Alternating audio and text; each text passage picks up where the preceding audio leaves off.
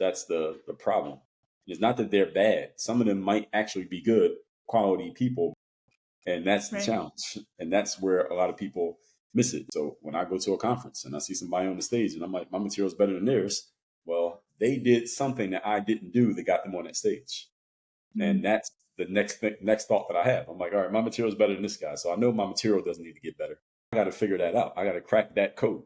And that's the marketing. That's literally what I'm doing all day, is trying to crack that code. Because once that code gets cracked, I know if you put me up on the stage with the same billing and the same status as some of these other people, I'll beat them.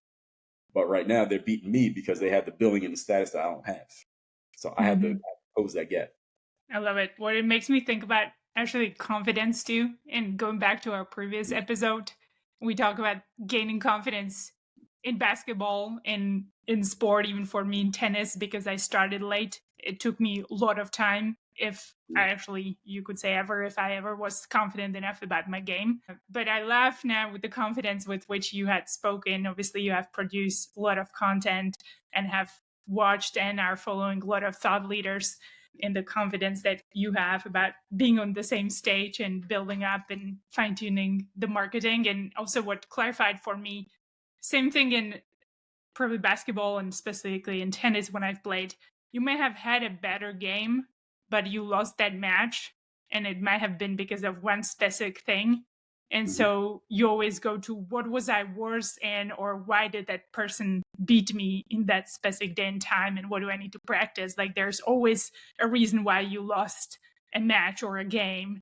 And so I love actually you looking at it from the same lens.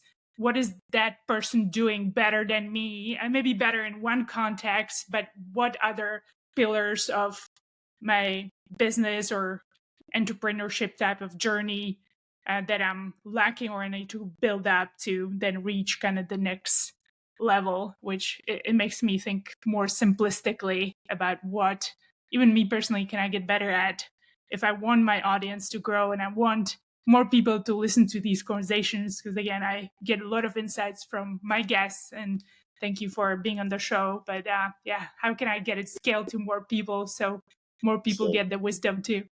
that's right. And a couple of things here. So since you played tennis, it reminded me of something when you mentioned confidence. Once I was watching this tennis match, this was years ago. Serena Williams was playing.